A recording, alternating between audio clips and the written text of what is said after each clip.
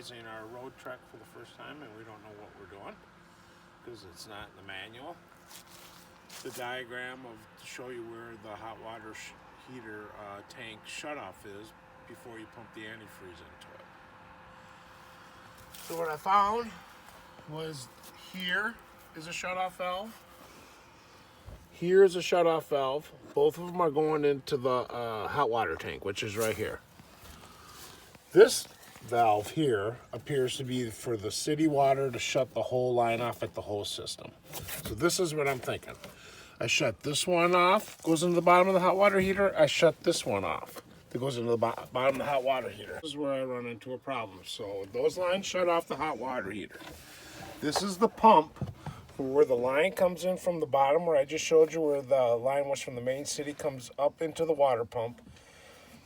It splits off in there in a T.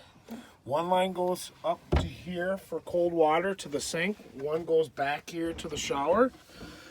But it tees off and it goes into the hot water heater. So I was told by the guy that we bought the van from is you disconnect it here where the water pump is, the main line where the water comes from to begin with. Put a garden hose onto the pump, go into your filter or into your antifreeze and pump the antifreeze through the system, because the pump pumps it here, then it goes in there and it branches off. There's no shutoff valve here for this line, which when you look in there, it tees off into the cold water system, and it comes here, and that's where it goes in the bottom of the hot water heater. So if I hook up that antifreeze, it's going to go into the bottom of the hot water heater. Which we don't want. Which we don't want. But those valves that I showed you on the outside are on the bottom of this hot water heater.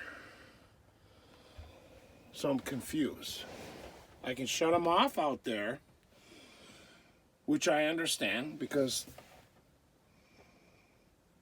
I don't understand because that line doesn't have a shutoff valve on it. And it's coming directly after that water pump where I'm going to pump the antifreeze into the system. Okay, so we just put the question out on Facebook. We're in Roadtrek pre-2004 Roadtrek group. So we put the question out there to try to figure out how to make sure we have the valve shut off to the hot water heater tank before we pump antifreeze through the rest of the water system. We went to the owner's manual.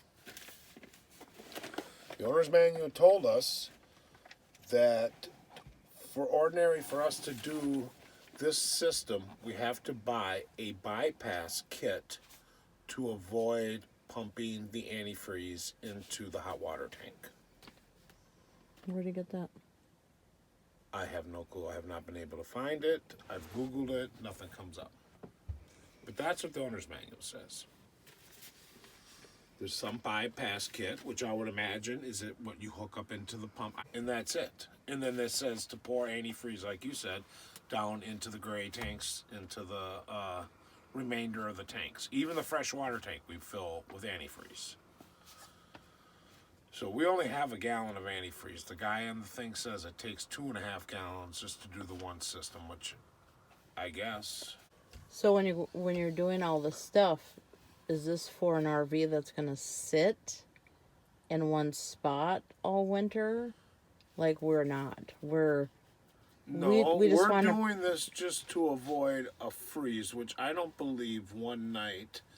If freezing's 28 degrees technically, you said it's going to be 32 or 31, but freezing, and it takes a while to freeze. It has to be for a significant amount of time. And he also said that we could use the toilet in the cold weather as long as we put antifreeze down the toilet. Down the toilet for the flush that we're going to just drain out at a dump site, yes. So I think it's different because we are going to be traveling around. Yes, it might be cold, but we're not winterizing and shutting it down and leaving it up here for the winter.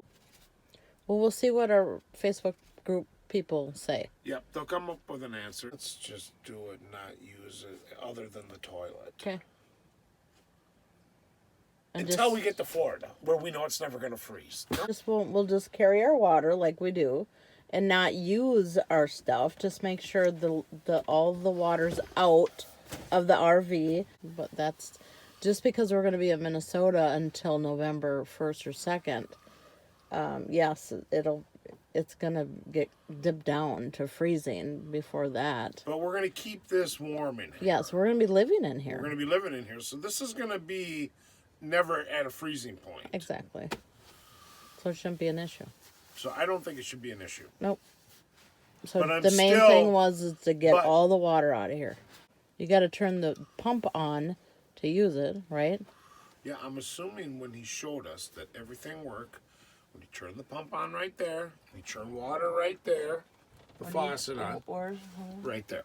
This is the pump here that turns the pump system on. Okay.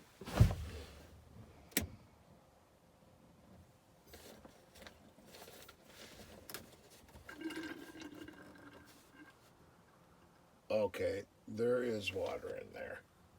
Nothing came out though. I heard it though. It gurgled. It gurgled.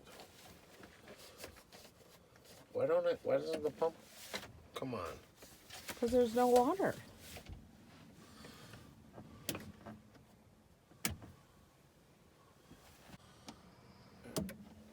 Okay, It's it was on. I can hear I it. heard it. It was on. So what? Well, even if we don't, you're right. Even if we don't have to do it now, we need to know how to do it. Okay, well, we'll see what our Facebook friends say from our Chevy Roadtrek group. And we'll add to this. We'll let you know what they say.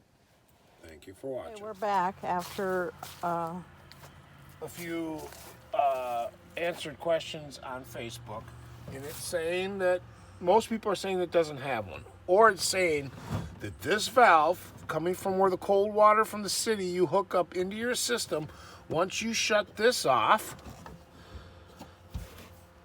I don't understand why he didn't say this back one, because this back one directly goes into the bottom of the hot water heater. But he said once you shut this off, the hot water tank the system is shut down. But I would imagine there's a cold water going into the hot water, and then the hot water comes out somewhere. That's why that's what I think this is. I think this is the hot water one, going back into the bottom of the hot water tank, which is right here. That's what it does. It goes right into the bottom. So I think this one gets shut off, and this one gets shut off. I guess that answers that question. If anybody out there has a 95 Chevy Roadtrek 210 Popular suggestions, please let us know. Please let us know. Thank you. Okay, thanks for watching our video, and thanks for watching us figure this out. We're trying to figure this out.